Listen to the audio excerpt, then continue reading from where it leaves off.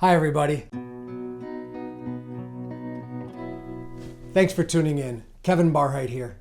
In the last video, we were chatting about finding worth and value, and the idea that the way that I find worth and value, and many of us find worth and value, is different than the way it was before we entered into recovery and started to heal. And in fact, it's one of the 4 paradoxes of recovery that I wanted to chat about today.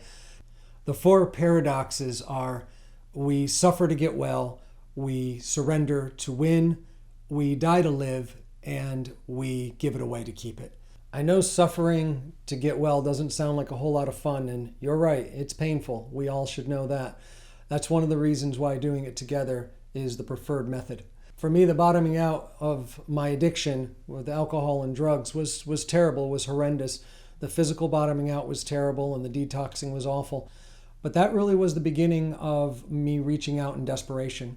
Over the years, when I started to have to look back on what had happened to me in the past, when I came to terms with the fact that there had been some horrendous things that had happened to me, and that I'd been molested and raped, and that molestation and rape had really shaped my life, I couldn't really see how that suffering would be applicable there.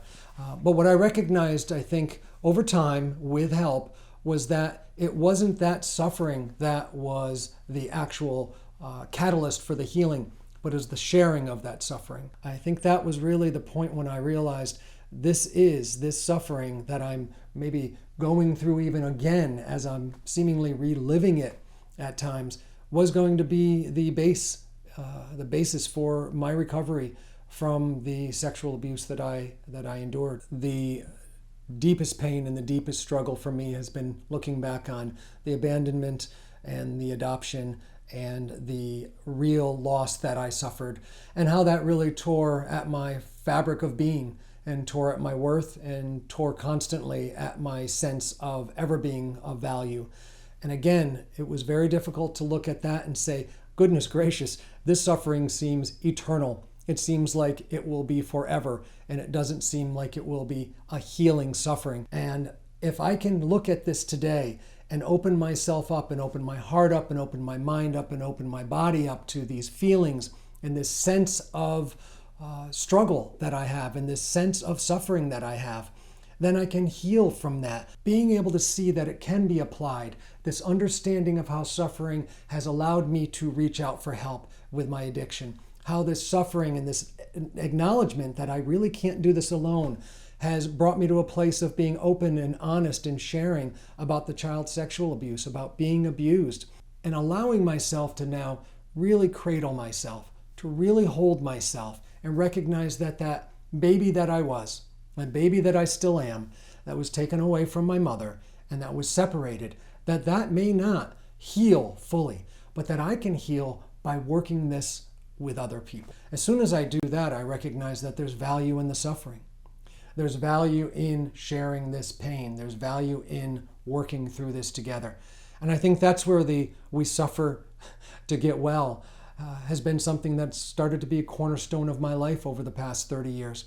And the really cool thing is that once I started to feel that wellness, to heal, to be getting well again, I really started to focus a lot less on the fact that I had suffered. And that allowed me to stop fighting. And I think that's really number 2 here. We talk about surrender to win. And I don't think that it's easy for me to stop struggling, or stop striving, or stop caring, or stop wanting to win. But I know that I can't do this alone. And when I can see that I'm healing, when I can see that I'm growing in the areas of addiction and recovery, when I can see that one day at a time I'm being able to stay away from the drink, the drug, even the behaviors around that, and I can see myself changing as a person, it gives me a lot more strength to not fight, but to struggle forward with other people who are trying to do the same thing.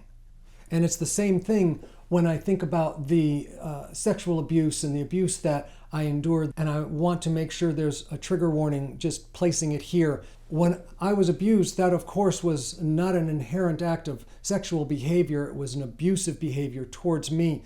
There were many things that came out of that. Of course, my addiction went wild around that, and the drugs and the alcohol. But eventually it led me to prostitution on the streets. and to a lot of very sick behavior on the streets with other people who treated me like I was a piece of meat. And again, this is, I know, hard for some folks to hear, and if you need to pause this or take a break from this, I understand. But there's where I really could start to see.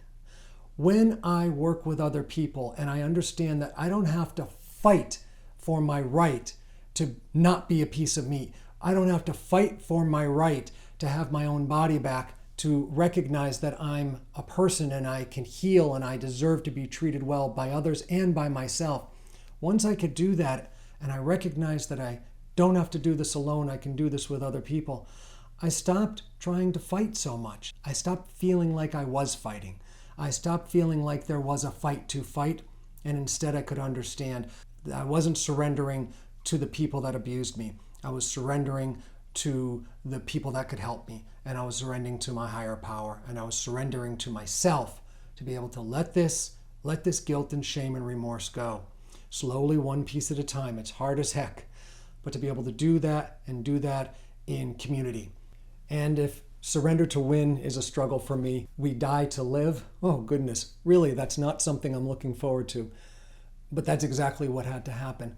And that's exactly what I know has to happen every day. It's not that I'm going to physically die, it's that the old sense of me is dying. Especially when I look back now and I understand that the separation at birth from my mother has left what we call a primal wound, and it's not one that I carry lightly. It's one that I carry with great sadness sometimes.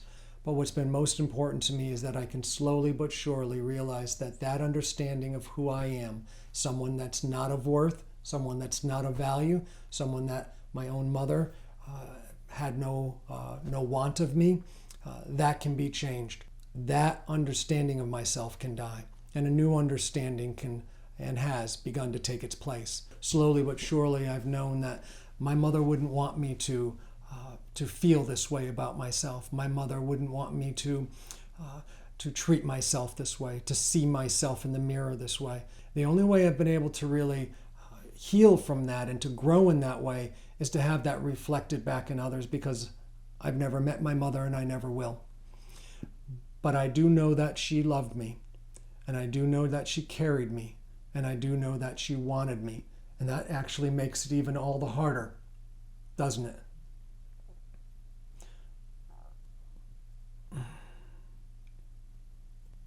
So I have those conversations with her, and I have those conversations with myself, and I have those conversations with my higher power, and I'm having this conversation with you.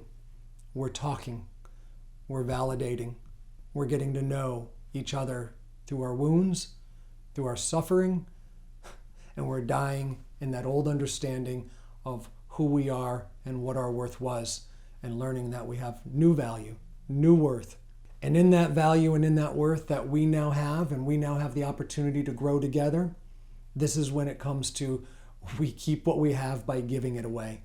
And now the joy feels very strong. Now the real emphasis on, oh, I get this. I really didn't want to die to live. I didn't want to suffer to get well. I really didn't want to surrender to win. But all those things now I understand how we piece them together.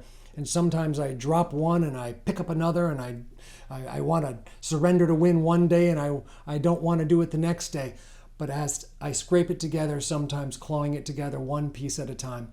And as I grow together, as we grow together, as we do this together, I start to recognize, and we start to recognize, this is the way we're going to do this. This benefit that we have at the end of the rainbow, it's not a pot of gold, not a pot of silver, it's not a pot of bronze, it's probably not even a pot of wood, it's a pot of us. It's a gathering of people that really want to heal. It's a gathering of us, people that really want to recover. And as we do this, it becomes much more sensible to do it together. It becomes much more rational. It becomes much more spiritual. It becomes much more necessary. Those are the four paradoxes. Those paradoxes are so paradoxical that we could talk about them for hours. I'm really grateful that we spent the time together on this. I'm sure that in other videos I'll refer to these, and I wanted to lay them out and chat with you about them today, and I wanted to make sure we were on the same baseline for this. So other videos, when I refer to these, these four paradoxes, it'll make more sense. Thanks so much for taking the time. I'm so glad we had this time together, and I'll see you next time. Take care.